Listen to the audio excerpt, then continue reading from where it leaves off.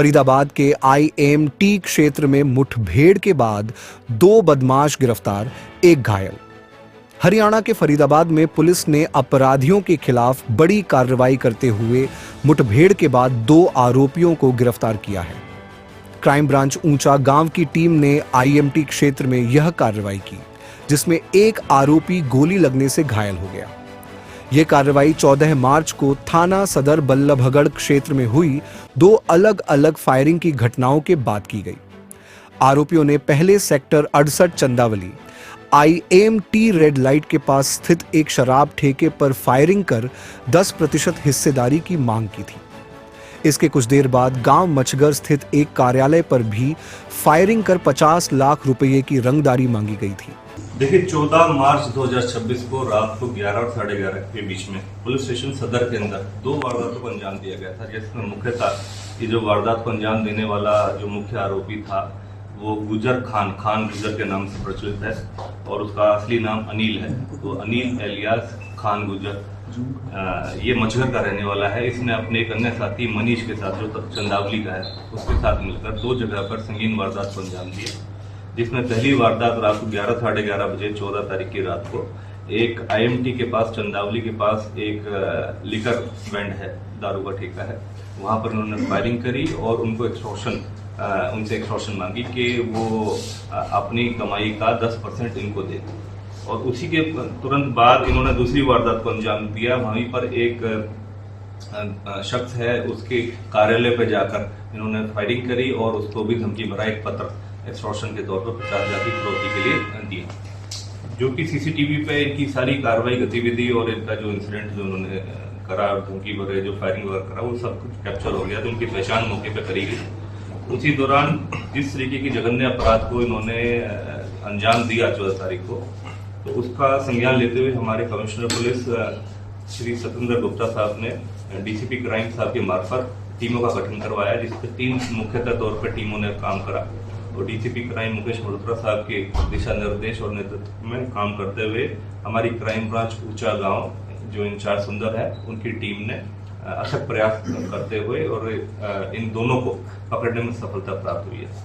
18 तारीख को रात को एक टेक ऑफ हुआ, हमें टेक मिला हमारी क्राइम ब्रांच टीम इंचार्ज सुंदर ऊंचा गांव को कि ये दोनों व्यक्ति विशेष जो सस्पेक्ट थे इसके मुख्य तौर पर खान गुजर और मनीष, ये मच्छर की तरफ आएंगे और इस तरीके से अगर इनको टाइमली इंटरसेप्ट करा जाए तो इनकी पकड़ने में सफलता प्राप्त हो सकती है। तो उसी तरीके से जो टिप था उसको सही मानते हुए नाकाबंदी भी करी गई और टीमें निगरानी के लिए लगाई गई। जब इनकी इन्फॉर्मेशन आई कि ये इस तरीके से इसी रूट से ये फॉलोअप करते हुए आ रहे हैं और इनको रोकने की जब मौके पे कोशिश करी गई, तो जो मनीष था वो तो बाइक जो चला रहा था वो तो मौके पे पकड़ा गया, लेकिन खान गुजर वहां से भागने में कामयाबी हुई उसको और वो भागते भागते पुलिस पार्टी के ऊपर फायर करना शुरू कर दिया उसने। और उस एवज में उसको पकड़ने और उसको जो फायर कर रहा था अपनी सुरक्षा के मद्देनजर रखते हुए पुलिस ने रिटेलिएट करा, जिसमें गन शॉट इंजरी के दौरान उसके पैर में भी गोली लगी है और इलाज के हेतु दोनों को ही फिर बाद में मेडिकल के लिए भेजा गया बाद में। तो इन पर कार्रवाई करते हुए दोनों को पकड़ने में सफलता प्राप्त हुई है। दोबारा से मैं यही चेतावनी और सभी से आम जनमानस से आग्रह भी करूंगा कि कोई भी ऐसा व्यक्ति विशेष जो इस तरीके की आपराधिक पृष्ठभूमि से संबंध रखता है, इस तरीके की किसी भी गतिविधियों को अंजाम देता है एक्सटॉर्शन रिलेटेड या किसी के साथ भी इस तरीके का जघन्य अपराध, अगर इस तरीके से कोई वारदात को अंजाम देता है तो पुलिस उसके खिलाफ सख्त से सख्त कार्रवाई कर रही है। दिल्ली के शास्त्री पार्क में चलते चलते स्कूटी में लगी आग, बड़ा हादसा टला। राजधानी दिल्ली के उत्तर पूर्वी इलाके शास्त्री पार्क में आज सुबह उस समय अफरा तफरी मच गई जब एक बैटरी से चलने वाली स्कूटी में अचानक आग लग गई। घटना उस वक्त हुई जब स्कूटी सवार व्यक्ति किसी काम से तड़के घर से निकला था और रास्ते में सफर कर रहा था। बताया जा रहा है कि चलते चलते अचानक स्कूटी से धुआं निकलने लगा, जिसे देखकर सवार घबरा गया। इससे पहले कि वह कुछ समझ पाता, कुछ ही पलों में धुआं तेज लपटों में बदल गया और स्कूटी धू धू कर जलने लगी। हालात को भांपते हुए सवार ने तुरंत स्कूटी छोड़ दी और खुद को सुरक्षित स्थान पर पहुंचा लिया। घटना के दौरान पास में खड़ी एक कार भी आग की चपेट में आने से बाल बाल बच गई। मौके पर मौजूद लोगों ने सूझबूझ दिखाते हुए तुरंत पानी डालकर आग बुझाने की कोशिश की और कुछ समय बाद आग पर काबू पा लिया गया। हालांकि तब तक स्कूटी पूरी तरह जलकर खाक हो चुकी थी। गनीमत रही कि इस हादसे में कोई जनहानि नहीं हुई, लेकिन इस घटना ने एक बार फिर ई स्कूटी और बैटरी से चलने वाले वाहनों की सुरक्षा को लेकर सवाल खड़े कर दिए हैं। पुलिस और संबंधित एजेंसियां मामले की जांच में जुटी हैं और आग लगने के कारणों का पता लगाया जा रहा है। बवाना में घर में घुसकर ताबड़तोड़ फायरिंग, बेटे की मौत, पिता की हालत नाजुक।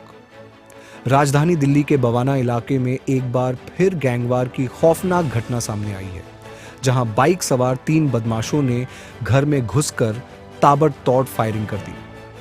इस हमले में 4 लोग गोली लगने से घायल हो गए, जिनमें एक युवक की मौत हो गई, जबकि उसके पिता की हालत नाजुक बनी हुई है।